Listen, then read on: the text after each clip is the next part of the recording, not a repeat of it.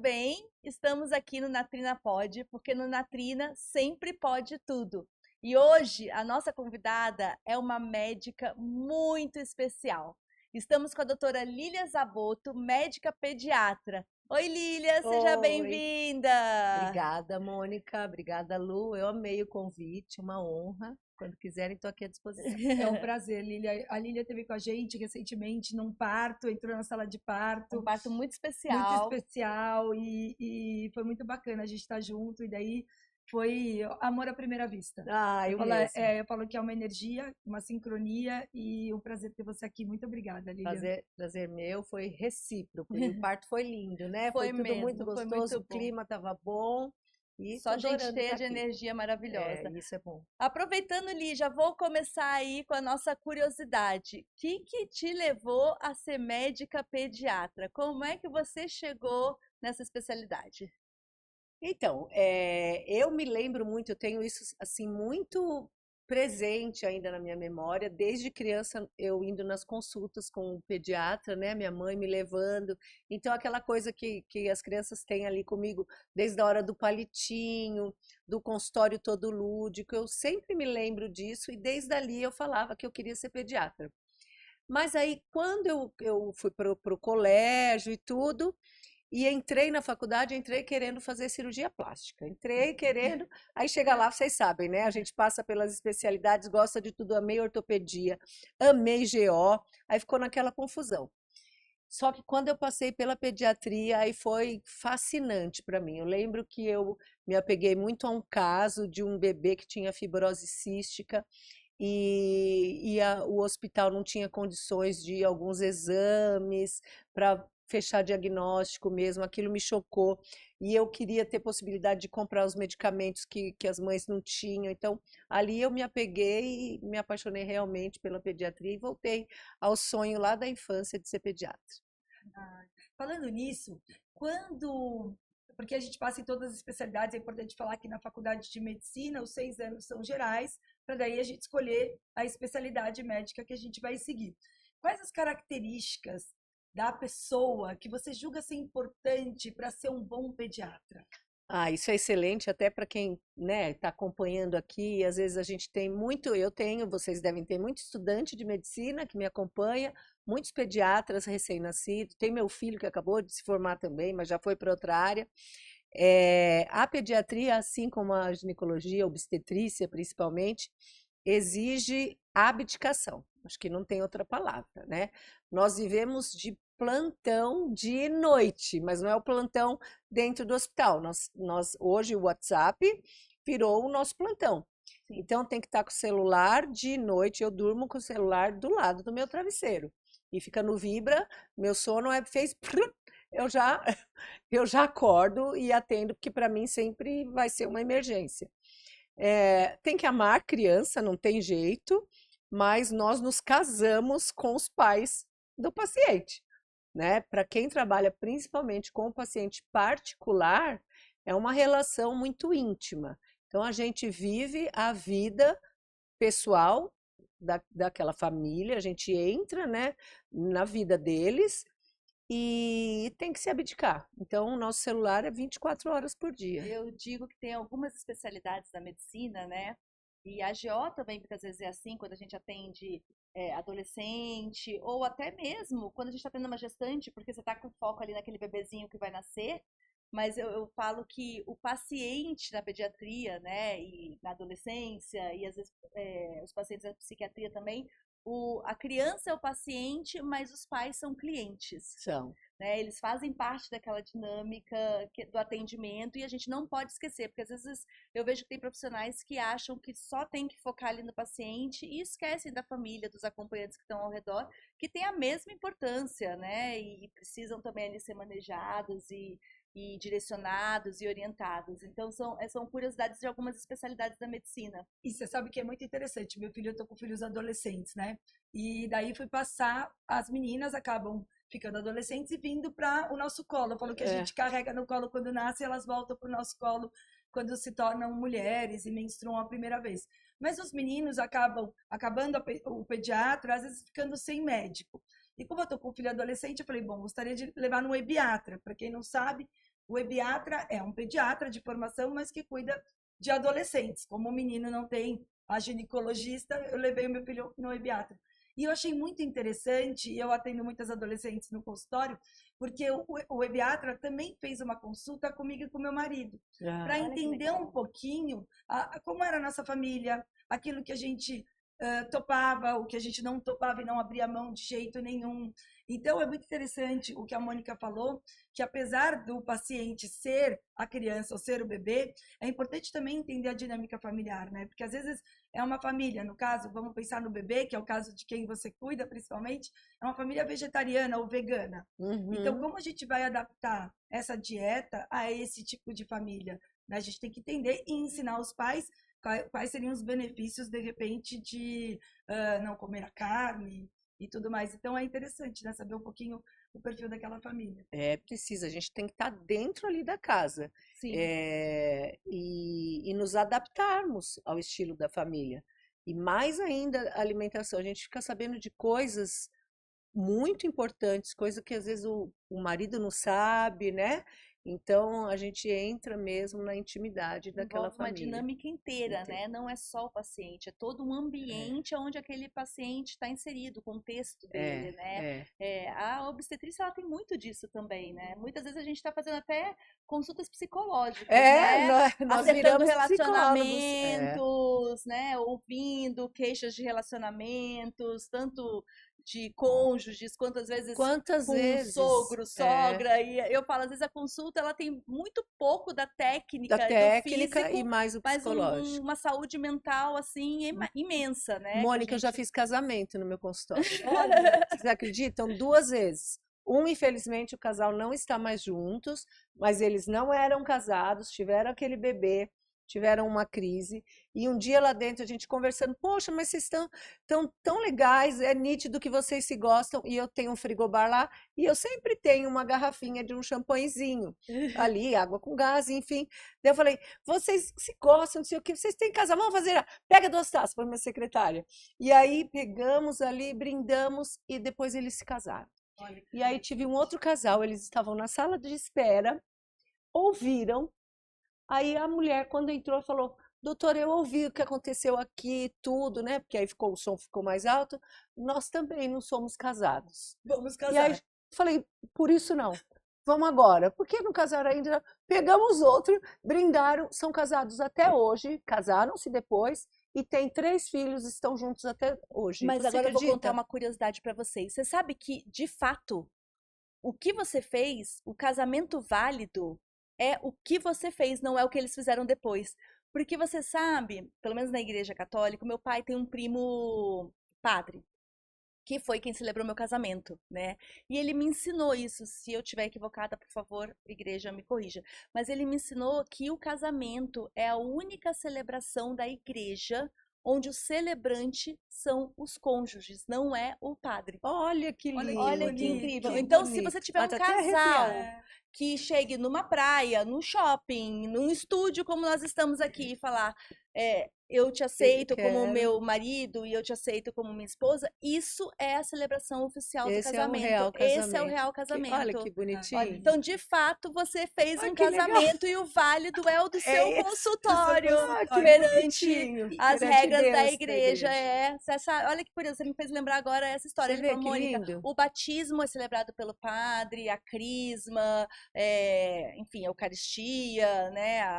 Mas você sabe que o batismo, se você estiver numa situação de vida, né, daquela criança, entre a vida. Também e tem uma questão. e aquela criança não vai sobreviver e você não tem um padre ali ao lado, você pode batizar e aquela família seja muito católica, você pode. Mas o casamento, batizar, oficialmente, os olha. celebrantes do casamento são Seu casal. as pessoas que estão casando. E sabe que você falou uma coisa muito interessante, que você falou, poxa, e a Moni também falou da questão da gente ser um pouco psicólogo, né, da gente entender um pouquinho aquela família e até para ajudar no tratamento de tudo.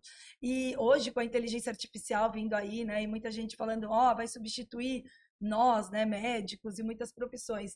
E eu digo que, de fato, a máquina vai fazer muita coisa melhor que a gente, né? Acho que ler todos os artigos científicos, compilar, e a parte de toda a parte de protocolos, talvez faça melhor que nós. Mas a máquina nunca vai ser humano, Ser humano que não. é o ouvir, é o sentir, é o entender que às vezes, por trás daquela patologia, tem algo naquela família que merece ser ouvido, consertado e amparado. Então, acho que esse é o diferencial, principalmente, acho que de nós médicos, que gostamos de ouvir, que gostamos de cuidar. Cuidar de Cuidar pessoas, e né? até casar, né? Até casar, Assim, gente. olha, É Olha isso que mesmo. legal. Você casou. que De legal, fato, né? você casou. E usando o gancho, inteligência artificial, tecnologia, você falou do WhatsApp, né? Que desafio, né?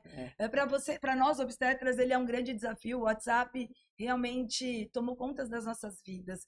Você não acha que devia ter uma etiqueta para o WhatsApp? Porque Deveria. é complicado, É né? complicado. É 24 horas, um monte de pergunta. Então, A gente tem que diagnosticar pelo WhatsApp, né? Lesão de pele, por exemplo, eu tenho muita.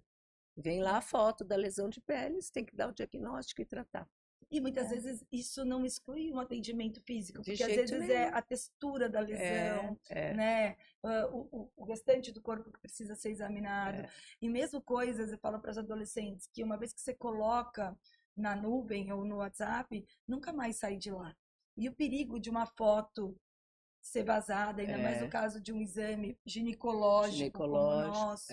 Eu Então, tem acho que ter que muito cuidado. falta de repente, até dos órgãos que orientam aí a posicionamento. medicina, uma certa orientação. Eu não digo nem uma regulamentação, porque eu não acredito muito nisso, mas uma orientação à população, porque eu não tenho nada contra. Aliás, eu gosto quando as minhas pacientes numa emergência entram em contato comigo, de saber o que está acontecendo, mas as pessoas precisam entender que a comunicação eletrônica ali, ela é, como diz o seu marido, para mim, assíncrona. Exato. Então, muitas vezes, o que você escreve não necessariamente é exatamente o que é interpretado. E muitas vezes, e entender que esse é um meio para comunicação de emergência, porque afinal de contas, o seu médico, ele é um ser humano como todos os outros seres humanos. Então, ele também tem família, ele tem o tempo dele de descanso. E às vezes, né, por algo que você poderia perguntar numa consulta ou esperar uma clínica abrir, um consultório abrir para pedir um receituário ou um pedido de exame, que é algo que poderia ser feito no horário comercial, ou até a secretária pode agilizar, né, até mais rápido que o próprio médico. Às vezes o médico está numa cirurgia ou está em atendimento, ele demora mais do que a secretária para resolver aquele problema, aquela questão, que poderia aguardar, porque quando você manda, né, quer queira, quer não, você está interrompendo um horário de descanso. Às vezes a pessoa precisa sair de madrugada para um procedimento, para atender uma criança numa emergência, e aí ela sai mais cansada, ela está menos produtiva. Então, eu acho que está faltando realmente. A tecnologia, eu acho ela maravilhosa, ela ajuda em muitas coisas, mas está faltando uma certa orientação ainda e uma adaptação de como utilizá-la. Eu vejo que as pessoas, às vezes, usam esse meio de comunicação, que no Brasil a gente usa mais o WhatsApp, mas em outros países se usam até outras plataformas, como uma maneira de vou tirar o problema da minha cabeça e jogar na cabeça do outro, né? Então, assim, fiz aqui meu resultado de exame, peraí que eu já vou mandar aqui, aí manda meia-noite, no fim de semana, simplesmente para tirar aquilo, para quando chegar na segunda-feira que você tiver que trabalhar, não ter que esquecer. Mas acho que a gente tem que lembrar, não só para médicos, né? Médicos, todos os profissionais liberais, né? Advogados, acredito que sofram muito com isso também, dentistas, enfim. Qualquer coisa que você vá consultar, acho que é importante a gente pensar o quanto aquela pessoa pode estar num momento da vida privada dela, né? E usar essa etiqueta e essa educação. Outro dia eu vi uma colega postando uma coisa muito legal, assim, quando não existia o WhatsApp, você ligaria na casa do seu médico para falar o que você deseja falar? Se a resposta for sim, mande o WhatsApp. Porque é uma emergência. Se a resposta for não, eu não ligaria na casa do meu médico, porque antigamente era isso que acontecia. Eu tenho um tio cardiologista, que já é das antigas, já está até aposentado, e a minha tia conta muito que o telefone de casa, na época, não existiam essas comunicações, não existia nem o tal do bip, né? Que depois passou a ser o bip. Eu sou da época do bip. Mas ela cansa de falar, as senhorinhas, porque o meu tio cardiologista atendia muita senhorinha, ligavam na minha casa e falavam, oi, Lucinha, eu vou fazer isso, eu vou mandar isso pra você, não sei o quê, e ligavam na casa dela, porque era o médico, para se comunicar com o médico. Mas ligavam quando havia uma emergência. Então, acho que falta um pouco essa orientação. né? E eu gostei muito disso que eu li da colega, que é, se você ligaria na casa do seu médico para falar da questão, mande o WhatsApp. Se você não ligaria, aguarde e leve a sua questão para consulta, porque ela não é uma emergência, né? E eu acho que falta um pouco ainda dos órgãos que nos regulamentam, nos orientam, de repente fazer uma campanha de orientação geral à população, porque isso está gerando um burnout nos médicos, né? Isso está diminuindo a qualidade do atendimento, porque a pessoa já chega cansada, tem que pensar em 1000 comunicações ao mesmo tempo, às vezes você está atendendo e conversando com o paciente aqui, tá o meio eletrônico apitando ali na sua orelha, é ruim isso, e pode gerar até alguns equívocos, né? Porque como se trata de um meio assíncrono, nunca vai substituir uma consulta. Então, às vezes, a foto da lesão que você vê, né? No nosso caso, a gente vê coisas piores, tá ali. E isso tá lá na nuvem, sabe? Exato. A foto que a gente vê, com certeza, não corresponde ao real, né? Às vezes, a foto daquilo que é mais íntimo, é um aparelho de celular, então eu falo, às vezes eu fico um pouco preocupada, por exemplo, da minha filha tá com o celular na mão, porque o filho de todo mundo pega o celular do pai e da mãe, e de repente entrar uma foto que não seja muito conveniente para que ela veja, né, sem que a pessoa tenha me perguntado, posso te mandar a foto, você está preparada aí para receber? Às vezes eu recebo o WhatsApp já com a foto. Então. E aí, acho que falta um pouco essa orientação. Vou aproveitar o espaço aqui, pessoal. Não é um incômodo, eu, pelo menos, não me sinto incomodada quando é uma emergência, mas eu acho que falta um pouquinho da etiqueta. E falando em etiqueta, vamos aproveitar e falar um pouquinho de etiqueta para visitar um bebê? Eu quero voltar lá para os bebês. Excelente! Vamos falar da etiqueta para visitar os bebês também. Já que estamos falando de etiqueta, né? Vamos aproveitar o gancho e falar um pouquinho de etiqueta. Pode todo mundo ir na casa do neném? Não, pode todo mundo beijar o neném? Nenhum. Pode todo mundo beijar esfregar mãozinha, o neném pegar no rosto, pegar na mãozinha, chegar sem máscara? Conta pra gente. Nasceu um bebê, o que a gente faz com esse bebê? As visitas, mandem uma mensagem ou mandem entregar um presentinho, se quiser. Já que também a gente está falando, né, da tecnologia, façam uma reunião pelo WhatsApp, pelo FaceTime, faça a visitação pelo FaceTime até pelo menos os 3 meses de idade do bebê. Acho também uma extrema falta de etiqueta a visitação, principalmente na casa da mãe, com crianças que frequentam escolas, né?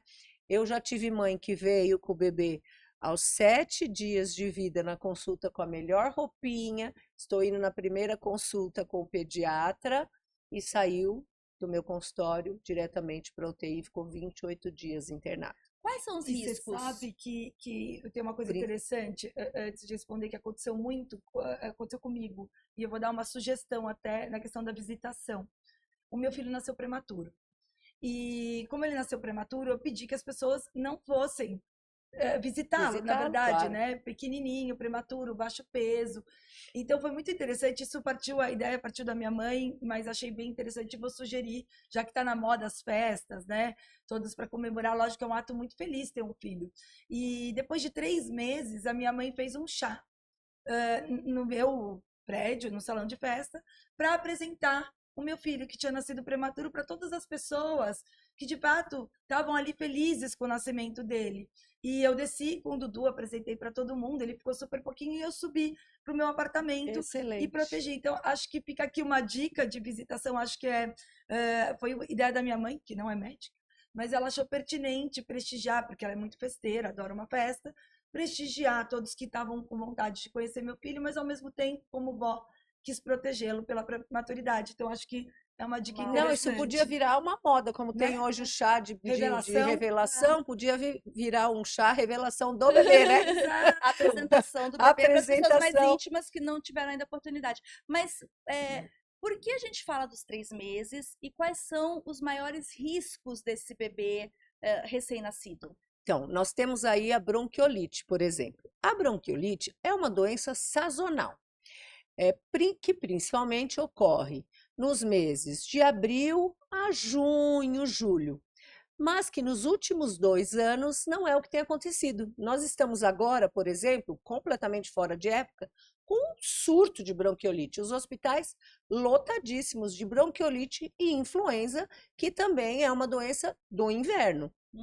Então, pós-pandemia, muitas crianças nasceram na pandemia, não tiveram exposição aos vírus, imunidade super baixa, esses vírus também não circularam e eles estão circulando agora. E essas crianças de pandemia também, devido à imunidade baixa, estão pegando essa doença porque não foram expostas a esses vírus. Então, esses vírus estão circulando fora de época.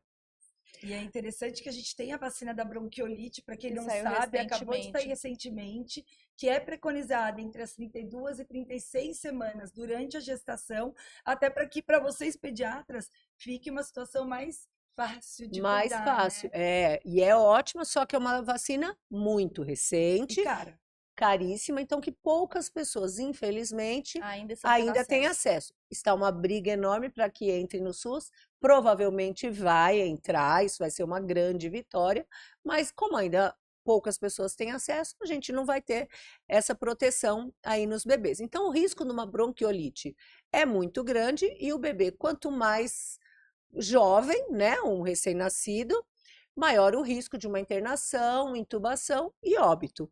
E aí, quando essa visita vem até sua casa e tem contato com o bebê, o risco de trazer essa doença, assim como a coqueluche, que era uma doença que estava erradicada, e nós estamos aí num grande surto de coqueluche. Quem passa coqueluche para o bebê é o adulto, que é um portador são, assintomático, traz através da saliva, não tem sintoma, traz para o bebê inicia a vacinação somente aos 2 meses, mas por sorte a mãe já toma a vacina, né?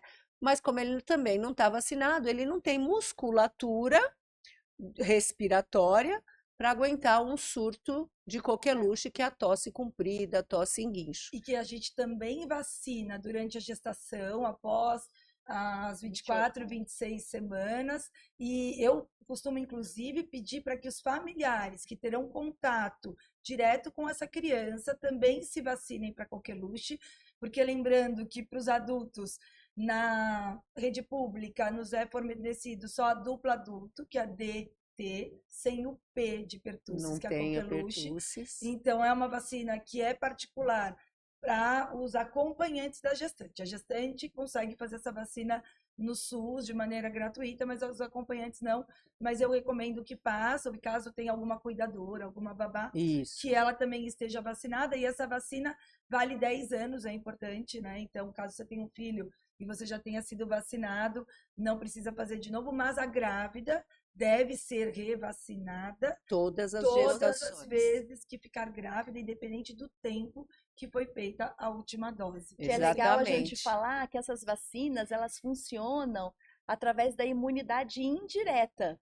Então, quando você vacina a mãe produz anticorpos que são transplacentários e passam também para o bebê através da amamentação. Isso. Então, acaba sendo já uma proteção indireta para aquela criança que está chegando no mundo. Tanto a de Que vai bronquiolite iniciar quanto a só, coqueluche. no caso da coqueluche vai iniciar só aos 2 meses. Uhum. E parabéns que você indica todos Não, os a gente lá na contactantes do bebê. clínica é A super orientação é criteriosa a com isso. mãe, o pai, os avós e cuidadores. E irmãos, que se tiver irmãos, todos que vão ter contato com o bebê devem ser vacinados contra a coqueluche. Então, a orientação é que realmente não receba visita nesses primeiros meses até iniciar as primeiras vacinas do bebê. E não ficar pegando na mãozinha agora. Familiar, próximo, os padrinhos, não tem como não visitar. Então, que usem máscara e façam uso do álcool gel. Exatamente. Vamos falar um pouquinho sobre humanização, que é um assunto que está bastante em voga tanto na obstetrícia quanto na Eu pediatria. acho muito importante falar sobre isso, porque muitas vezes falam sobre humanização como sendo nenhuma intervenção. E a gente sabe da importância, por exemplo, de um pediatra dentro da sala de parto. E os riscos que existem de não ter esse profissional lá pertinho da gente. Então, eu não abro mão de alguns profissionais. Uhum. O pediatra é um deles, o anestesista é outro profissional que eu não abro mão. Mesmo que aquela paciente fale, não quero anestesia, porque ele vai estar cuidando de uma série de outras coisas que também são importantes. Mesmo que o bebê, lógico, é um paciente de baixo risco, mas quanto baixo risco vira alto risco. Então, vamos falar de humanização, acho que isso é muito importante. Eu acho que é legal a gente contar um pouco da onde surgiu o conceito de humanização na obstetrícia, né? lembrar que o conceito de. Muita gente fala é isso, do parto sem intervenção, do parto domiciliar, mas na verdade a humanização ela é um conceito que vem da promoção do vínculo familiar, né? Mãe, pai, bebê, através da proximidade do contato o mais precoce quando possível deles, né? E isso veio do projeto Canguru, que foi um projeto muito interessante que surgiu. Eu acho que quando a gente estava na faculdade, eu não vou falar muito sobre número de anos, não. Quem está no meu Instagram vai ver que eu já completei 25 anos de formada esse ano, então por aí vocês fazem os cálculos, mas a gente não precisa especificar. A Luciana é um ano antes de mim. Estamos todas juntas. Estamos todas juntas. Então, que foi um projeto onde me corrija se eu estiver equivocada, Lilian, que você é a pediatra aqui, que se percebeu que quando eu tinha aquele bebê juntinho ao corpo da mãe ou do pai, que isso funcionava como se fosse uma incubadora humana e esses bebês tinham um desenvolvimento melhor na UTI. Então, a partir daí, se percebeu que esse vínculo familiar fazia muita diferença no progresso e no prognóstico dos bebês que estavam na UTI. E surgiram várias coisas que mudaram, né? A partir daí, alojamento conjunto, o bebê ficar no quarto com os pais, o aleitamento precoce. Vamos deixar Então, ela contar vamos, mas assim, o que eu quero concluir aqui nisso é que é importante a gente ter os conceitos bem sedimentados, né? Que não é a ausência de procedimento, é o aumento do vínculo que está ligado à definição de humanização. Conta pra gente um pouco sobre humanização na pediatria. Na verdade, a humanização, que acho que é o que você quis falar, ele independe do tipo de parto, da via de parto. Humanização quer dizer a recepção da gestante e do bebê, e não a via de parto, né? Exato. Então, humanização é a forma em que nós recebemos o bebê e da forma que nós recepcionamos essa mãe. Então, tem a ver com o obstetra, o pediatra e a mãe, e não a forma do parto. Acho que é como a gente melhor consegue conceituar o que é humanização. Então, a gente pode ter uma cesárea completamente humanizada se nós recebermos e acolhermos essa mãe, essa família e recepcionarmos com humanização, com uma sala escura, uma sala aquecida, com esse bebê indo direto para a barriga da mãe, com clampeamento no momento certo do cordão, assim que parar de pulsar, que sempre vai ser entre 1 a 3 minutos. Então, acho que não tenho certeza, humanização é isso, independente da via de parto. Né? De como fato, nós acolhemos. São atitudes, né, que interferem na maneira como esse bebê vai evoluir, né, que melhoram o prognóstico do bebê. Que melhora né? o prognóstico do bebê, que é isso o projeto Canguru, inclusive, né? Quando o bebê está lá aquecido, no colo da mãe, sendo amamentado, melhora, o índice de mortalidade cai, a adesão ao aleitamento materno é muito melhor. Então, ele vai realmente mamar mais tempo e, com isso, a qualidade de saúde melhora. E aí também vai, quando a gente tem a hora de ouro, né? Também melhora a adesão, diminui o risco de sangramento materno, melhora a contração uterina, porque a mãe libera mais ocitocina, melhora a frequência cardíaca do bebê, a glicemia do bebê. Então, e o pediatra em sala de parto, desde 2016, né, que é uma lei, na verdade, 28 de março de 2016, é uma obrigatoriedade o pediatra presente no parto cesárea, e o pediatra, num bebê que tem tudo para ter boas condições de parto, o pediatra ali presente, ele vai fazer com que diminua as chances, no primeiro minuto, desse bebê ser bem recepcionado e precisar de qualquer reanimação ou qualquer procedimento médico que leve a uma hipoxemia, uma asfixia neonatal, que é a terceira causa de morte no mundo em recém-nascidos, né? Então, a presença do pediatra em sala de parto diminui muito mesmo a gente sabendo que 1 a cada 10 recém-nascidos precisam de ajuda para respirar, 1 a cada 100 precisam de intubação e 1 a cada 1000 vão precisar de intubação, mais reanimação, massagem cardíaca e drogas. Então, por isso a presença do pediatra em sala, ou neonatologista em sala de parto. Você sabe que, até pensando na humanização, não sei se você sabe aquele campo transparente que é usado na sala de partos cesáreas? É uma patente minha e da Moni, que o INPI, o ano passado, em dezembro de 2023, cedeu essa patente e chama-se de campo de cesárea humanizado. E veio justamente de pensar nesse momento da chegada do bebê, porque eu tive 2 partos normais e pude ver os meus filhos nascendo e foi uma das experiências mais gratificantes e emocionantes da minha vida. E quando eu, depois de virar mãe, entrava nas cesáreas, me incomodava o fato da mãe não poder ver o seu filho nascer. Ela carregou 9 meses. Oxe. E ainda a gente é da época, né, Lilian, que o pai, inclusive, saía de perto da mãe, lembra? Todo mundo abandonava a mãe, ia ver o filho nascer e a mãe ficava ali sozinha. E aquilo começou nada como você estar do outro lado do campo cirúrgico e ser o paciente, começou a me incomodar e a gente começou a usar um campo transparente, mesmo assim me incomodava e falava isso não é o que deveria ser feito de maneira correta. E criamos, assim, um campo transparente, que é um dupla face, para uma cesárea mais humanizada. Então, sim, às vezes é um detalhe, é uma luz apagada, né? É um uma campo, música que aquele casal goste. é um top, o pele a pele, a golden hour, né?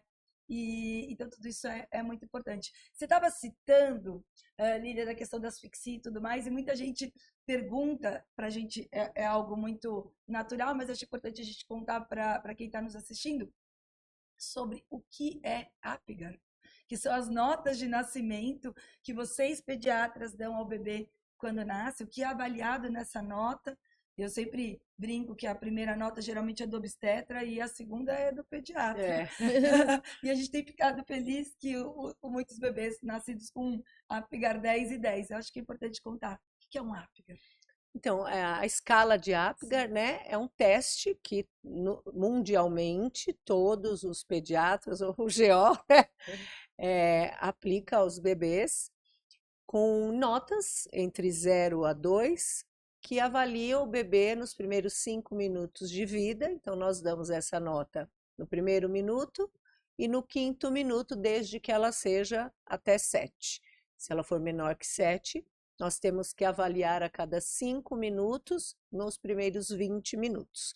Se o bebê nasce com Apgar acima de 7, significa que ele nasceu bem. Então, nós avaliamos a cor do bebê, a respiração, a frequência cardíaca, o tônus muscular e a irritabilidade ali reagente, reativa no momento do nascimento. Se ele nasce com a pele toda rosada, rosinha, chorando, ativo, isso já demonstra que a frequência é maior que 100 e tudo, e tá lá, ele chorando alto, vigoroso. Ele teve 2 em todas as notas e teve um Apgar 10 e no 5º minuto continua igual. Não tem por que dar menos que 10. Nasceu rosa, todo rosa o Apgar é 10, né? Então, por isso que eu falo, tem que ser boazinho. A maioria, você vê, 9 e 10, 9 e 10. Porque se a mãozinha tá roxinha, o pezinho tá roxinho, então aí a cor, aí você já não consegue dar 2 na cor, então o Apgar foi 9. Aí se ele nasce mais caidinho, sem chorar, mais gementezinho, aí vai diminuindo a nota. Você tem que dar 0, 1 ou 2 para cada uma dessas notas. Isso é mundial, todos os bebês no mundo são avaliados. Então, essa é a escala de... muitas vezes perdem um pouquinho na cor, né? Que nascem mais roxinhos, é onde normal. perde. Por isso que até a gente tem desligado o ar-condicionado, às vezes os pais até reclamam que fica mais quente a sala e o bercinho é aquecido, mas é justamente para trazer os bebês à temperatura mais quente possível, porque eles estavam a 37 graus dentro da barriga da mãe, né? E ao nascer mais frio, às vezes perdem um pontinho da cor, por isso que o 9 e 10. É, né? e hoje na reanimação, nos primeiros cuidados ali do bebê, não reanimação, né? Na recepção do bebê, o que é o padrão ouro, o maior cuidado, é mesmo no aquecimento do bebê.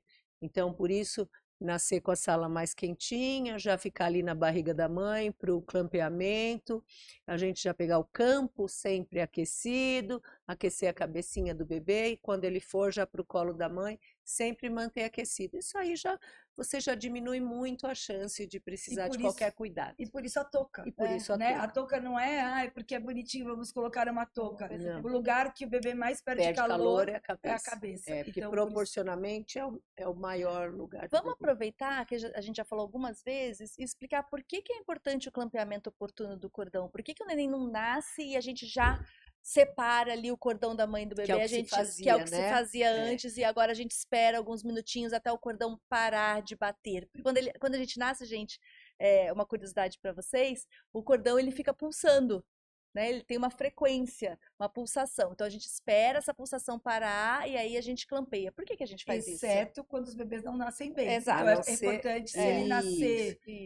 Se ele nascer sem hipoativo, chorar, exato. cianótico, né, mais roxinho, aí isso já não é feito. Aí o clampeamento tem que ser imediato e aí esse bebê vai direto para o berço para fazer as manobras de reanimação. Se o bebê nasceu ótimo, o Apgar do primeiro minuto maior que 7, nasceu chorando, rosadinho, aí a gente espera entre 1 a 3 minutos até parar de pulsar, para que ele receba mais sangue da mãe e evite uma anemia. Ah, olha que interessante. E vamos falar também hoje sobre uma questão que está um pouco polêmica por aí, que é a questão do colírio ao nascimento do bebê. Né? Geralmente, quando o bebê nasce, usa-se o nitrato de prata para prevenir cegueira por clamídia e gonorreia. Hoje isso tem sido uma questão. O que você pensa um pouco sobre isso, Lilian? Conta pra gente. Eu sei que está entrando numa seara um pouquinho espinhosa aí, mas vamos falar um pouquinho sobre isso. Vamos. Na verdade, é uma grande discussão, realmente. E aí a Organização Mundial de Saúde preconiza a prevenção da conjuntivite neonatal. Conjuntivite neonatal, ela ocorre nas primeiras semanas, pode ocorrer nas primeiras semanas de vida bacteriana, principalmente por conta da clamídia. A clamídia é a doença sexualmente transmissível bacteriana mais comum no mundo, né? E aí, por conta disso, a Sociedade Brasileira de Pediatria resolveu se manter o CREDE, porque no Brasil ainda se chega até 16% de infecção nas mulheres em idade sexualmente ativa por conta da clamídia. Então, se chegou a uma conclusão de que o risco da conjuntivite neonatal pela clamídia é maior do que o contra, que seria a conjuntivite química do nitrato de prata, que é o que é utilizado no momento do CREDE, ali em sala de parto. Porém, o que se preconiza hoje é o uso do colírio de povidona 2,5%, que não são todas as maternidades que têm. Na falta, seria a eritromicina, pomada de eritromicina, se não me engano agora, e aí se não tiver também o nitrato de prata. Algumas maternidades ou alguns pré-natais, dependendo do nível socioeconômico, têm condições de fazer o exame na mulher. Se a gestante não tiver contaminada, não tem necessidade de fazer o CREDE.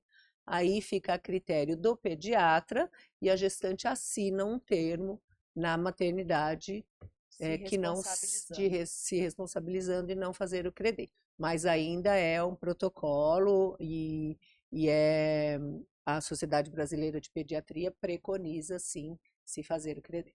É porque é uma lei, né? Então, por isso que precisa desse consentimento e tudo mais. Acho que é importante. Senão a mãe tem que assinar. Senão seria uma alegria todo mundo ter a possibilidade de fazer uma pesquisa tanto para clamídia como para Neisseria gonorreia. Exato. Antes e poder optar se sim ou não. Mas a incidência de conjuntivite por CREDE não é tão alta assim Não é também. tão alta. É. É que é chatinho É. quando o bebê tem. Agora, eu retorno a pergunta.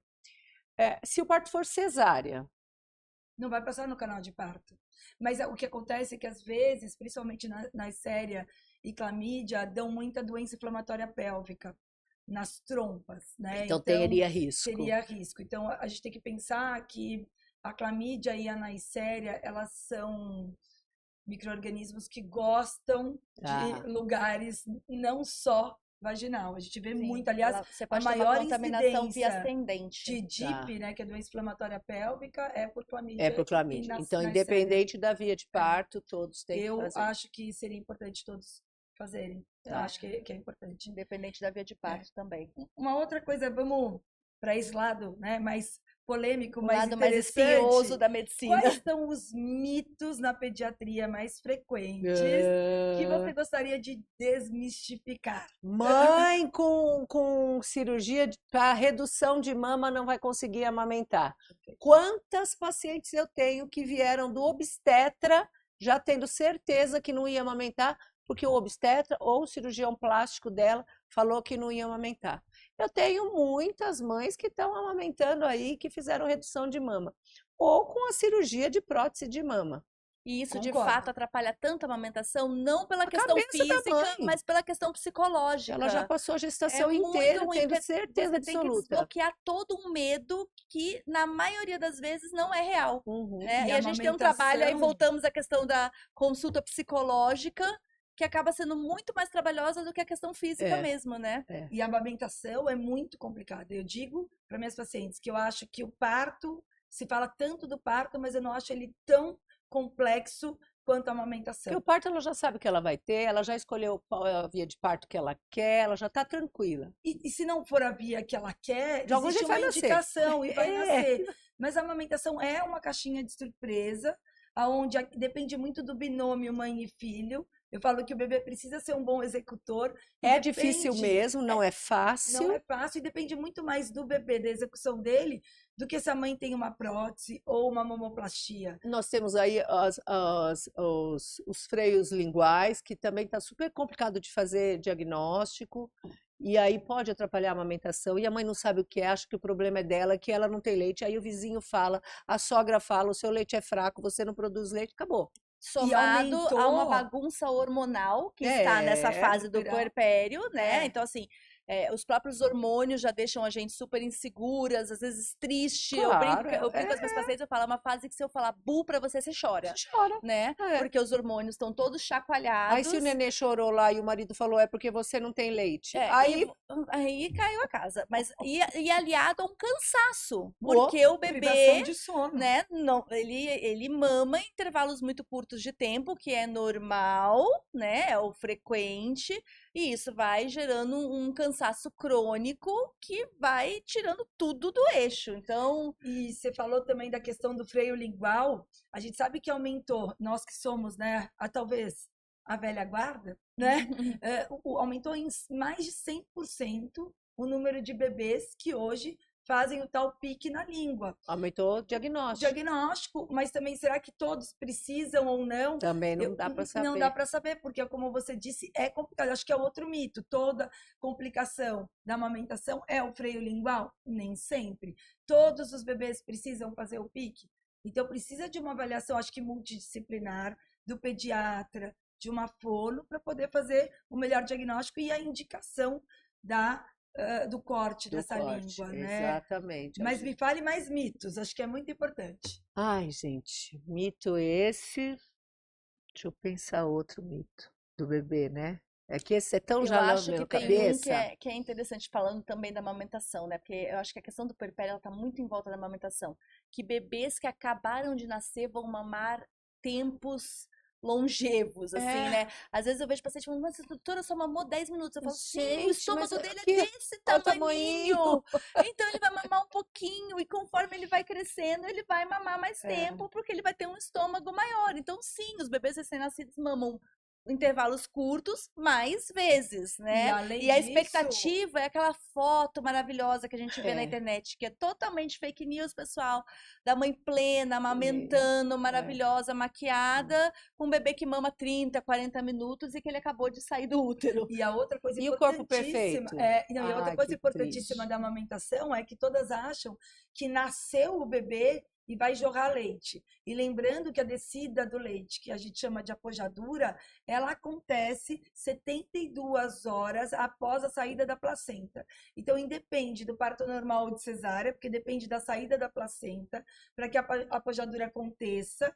Então, esse leite deve começar a descer e acontecer a apojadura quando ela estiver em casa. No quarto dia. No quarto dia. Então, e por isso que os bebês perdem peso, cerca de 10% do peso na maternidade, porque ele tem uma reserva. Então, é um bebê bonzinho, geralmente na maternidade, que chega em casa e vira o TAS. Vira o taço, vira o taço, vira O que aconteceu com essa criança, né? Eu E, quero de aquela fato, da aquela maternidade. da maternidade. Então, eu acho que Onde, outro onde é o mito- botão de desliga? outro mito é que vai nascer e jogar leite. É. E daí questionam, e a Golden Hour? É o contato pele a pele, não que ali vai acontecer de fato, jogar leite, mamar. É, alguns Mamar nem 40 tudo. minutos, É, e pleno da alguns foto nem da tudo. internet, né? É, Muito nem tudo. Eles estão cansados também, muitas vezes, do nascimento, né? É um processo exaustivo, tanto para a mãe quanto para o bebê também. Então, eu falo, gente, muita calma nessa hora, Eu tenho, né? às vezes, dó da mãe também, né? porque é Porque uma nasceu cobrança. ali e fica todo mundo,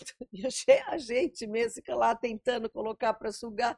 E, na verdade, eu acho que a mãe quer, tira esse bebê daqui que eu quero dar uma descansadinha. Deixa eu dar uma dormidinha aqui, só 5 minutinhos. E o bebê também, provavelmente, se ele pudesse falar, estaria falando ainda isso. mais Deixa eu se for do descansar um parto pouquinho. normal. Me deixa quieta aqui no colinho da minha mãe, só descansando um só pouquinho. descansando. E a gente né? fica lá, pega, mama, suga.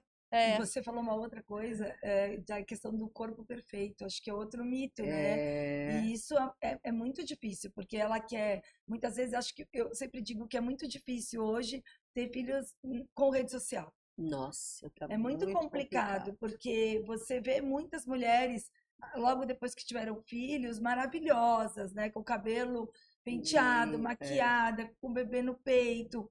E daí você fala, nossa, eu na época não tão tinha, diferente. não é tempo de fazer xixi. Não dá, gente. Ficava de Não pijama. consegue tirar o pijama. Não. Você fica o dia inteiro de pijama. Maquiagem, cabelo arrumado. Imagina. o E que a que é barriga, isso? você volta com a mesma barriga que você entrou, Exatamente. Exato, uma barriga de 6 Existe um meses. tempo, existe um tempo para recuperação, né? E aí que não é um tempo você curto. olha na internet. Em geral, leva até um ano. E aí é um mundo que tá diferente. Você fala, porque eu sou diferente.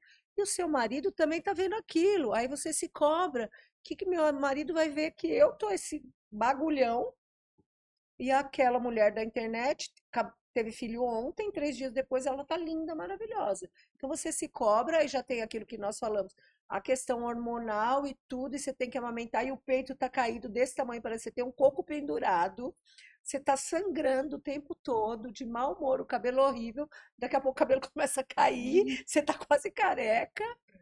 3 vezes depois acontece o eflúvio telógeno e vai cair cabelo para todas nós. E é importante dizer, gente, isso melhora, né? Mas é uma fase. É uma fase. Natural Todas de nós aqui todas as tivemos filhos mulheres. e não estamos mais passando por nada Não, disso, nós estamos aqui, ó. né? Estamos 26 aqui anos de inteira, formada. tudo certo. E porque quando a gente está no olho do furacão, parece que aquilo é infinito, né? Mas não é. E depois até a gente, assim, romantizando um pouquinho aí, a gente até sente uma saudadezinha daquele nenê, né? Muita saudade. Que depois voa pro mundo e a gente não tem mais embaixo da asa. Mas também é uma fase, né? A vida é feita de fases. Então a gente tem que ser um pouco tolerante com a gente mesmo. E é triste que uma fase tão maravilhosa e tão incrível que é o nascimento de um filho seja tão difícil, complexa, cheia de hormônios e de desafios. E de cobranças. Né? E de cobranças. Mesmo assim, até falar, eu acho que dos choros do bebê, né?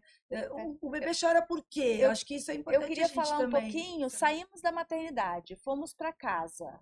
O bebê começou Meu a chorar. filho começou O bebê a chorar. começou a chorar. E fazer um monte de cocô. E aí, a gente tem uma coisa Ou chamada não fazer cocô Ou não também, fazer né? cocô. E aí a também gente tem uma coisa chamada tirar. puericultura, né? Que eu acho que é Uhum. importante a gente falar. A gente levou aquele serzinho pra casa, a gente não sabe o que a gente faz com ele. A gente joga pro alto e sai correndo? Não. A gente leva pro pediatra também ajudar e orientar. Como é que deve ser feita essa puericultura? Qual é a frequência que a gente deve levar o bebê no pediatra depois que ele nasce? Quais são, assim, o mínimo que a gente precisa fazer com relação à assistência médica a partir do momento que a gente leva esse ser desconhecido pra nossa casa, Lília?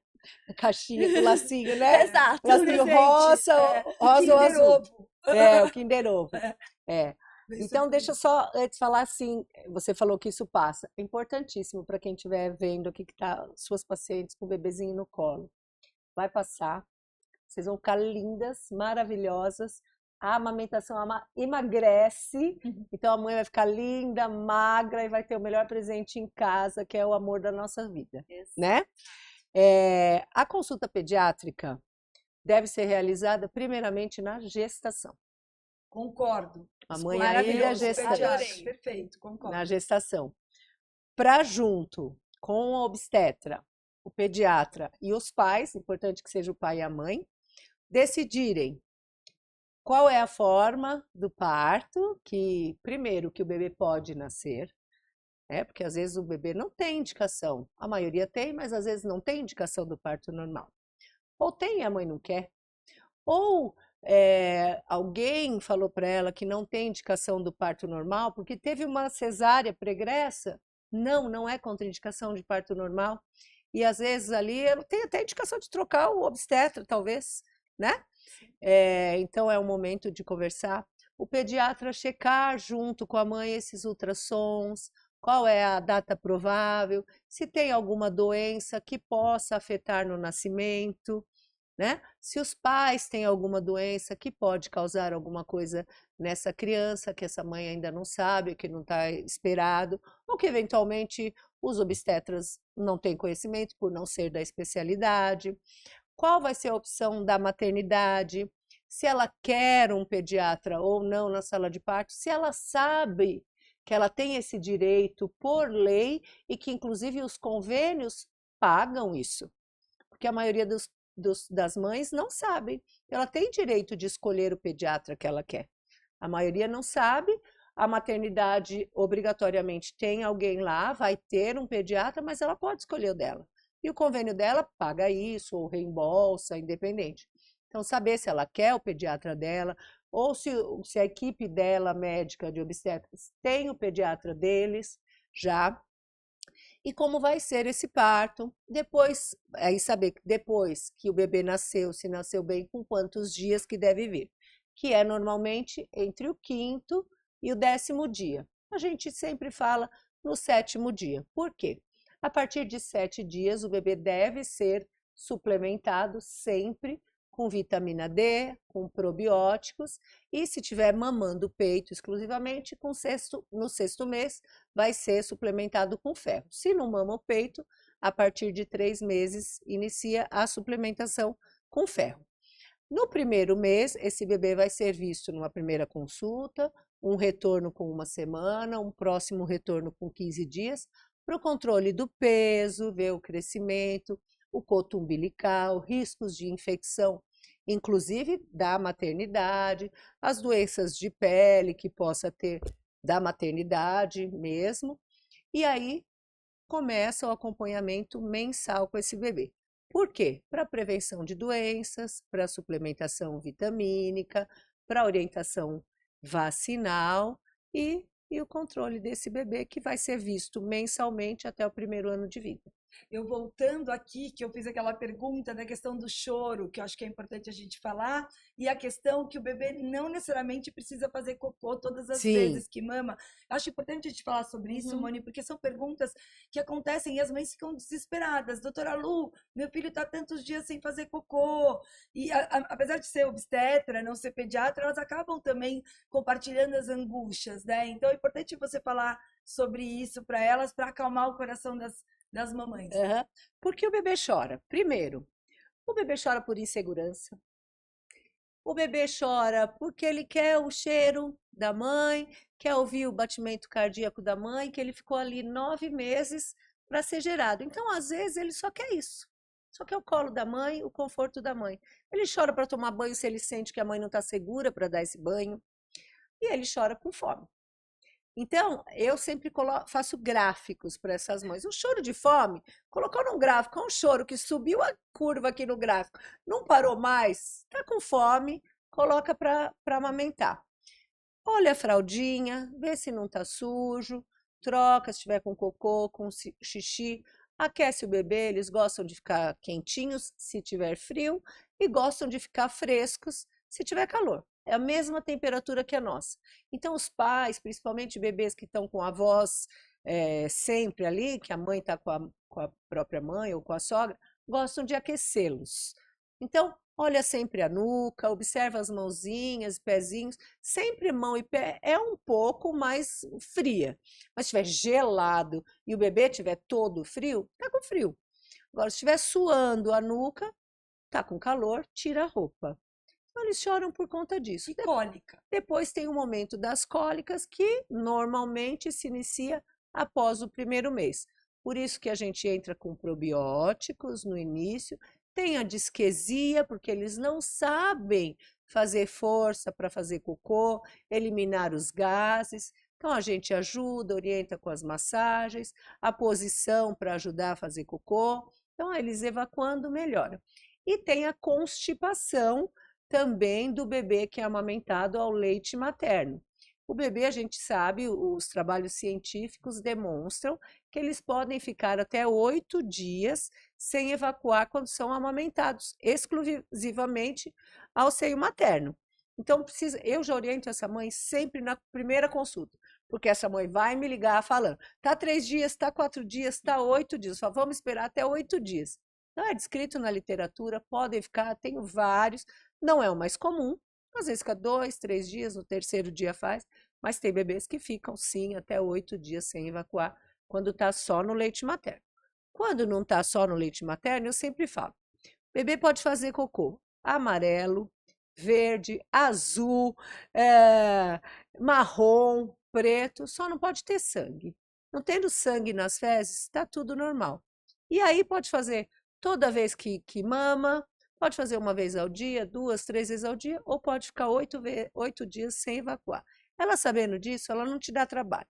De vez em quando vai mandar uma fralda de cocô no WhatsApp, mas tá tudo normal. Nosso tempo está acabando, mas eu queria fazer uma última pergunta que eu acho que é fundamental aqui, que traz muitas dúvidas e ansiedades também para os pais, que é sobre a manobra de Heimlich, a manobra do engasgo.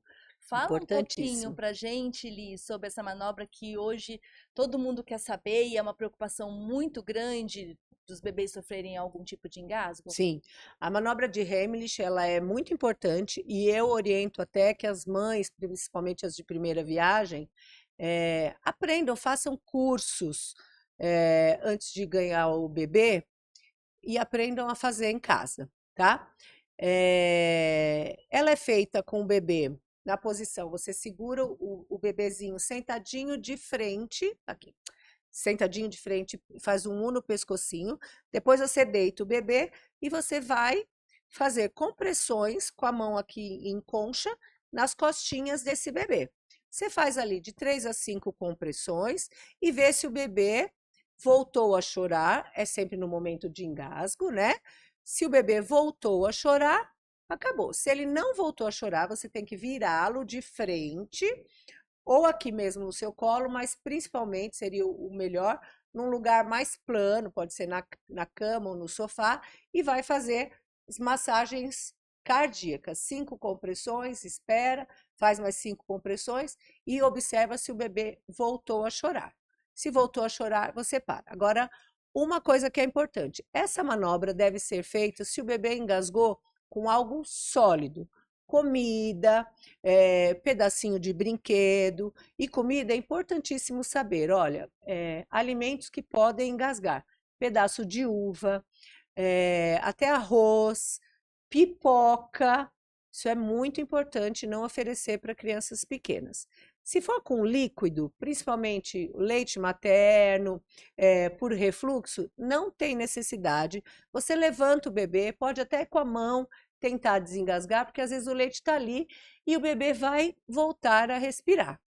Então, é basicamente isso. Tem fotos, até no meu Instagram tem, no Google tem várias fotos, tem vídeos no YouTube também que demonstram mais claramente como é a manobra de Heimlich. E ela pode salvar vidas, né? Salva Então é vidas, bom a gente salva. estar E é importante, atualizado. quando você falou de coisas sólidas, que hoje está muito na moda também, lógico, da experimentação, deixar a Do criança. BLW. Ao mesmo tempo, quando teve o caso pertinho de mim, de uma paciente que o bebê estava fazendo isso, pegou um grão de milho Milho. e colocou no nariz. Meu Deus. E aspirou. Isso foi para o pulmão.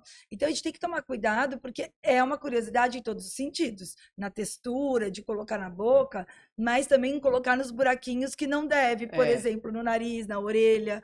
Então é algo que acontece é e não é tão gravíssimo. raro. Então é né? importante a gente falar, porque às vezes a mãe, nós somos médicas, sabemos, mas os pais não sabem. Se colocar no nariz, não adianta a manobra de Heimlich. Exato. É outra via. Não está indo para a garganta, vai para o pulmão. Exato. Isso é uma emergência, precisa ir para o hospital, porque vai ter que fazer uma broncoscopia em centro cirúrgico. É muito grave. E é importante falar, porque senão acha que tudo vai ser resolvido com a manobra, e tem alguns casos que não. Por exemplo, se fossem meus filhos, talvez, ia achar que é a mesma coisa, que vai para a mesma via, e talvez tentasse fazer a manobra. Eu acho que muitas pessoas imaginam isso. E não é. E é outra via, vai direto para o pulmão, não vai para o estômago. Hospital. E não adianta, é hospital na hora. Lilian, queria muito Que agradecer sua presença. delícia! Gente, eu acho que eu era capaz de ficar aqui a tarde Tá inteira muito gostoso, a conversando. gente não vê a hora passar, Porque né? assunto não falta, Não né? falta. Mas se Deus quiser, vamos ter outras oportunidades. Muito obrigada pelo seu tempo. Foi muito especial. Acho que a gente esclareceu bastante coisa aqui. E é isso, pessoal. Agradeço demais a presença de vocês. E até a próxima. Eu que agradeço. Obrigada ao convite, viu? Até a próxima. Estou à disposição. Obrigada. Beijo. Muito beijo. obrigada.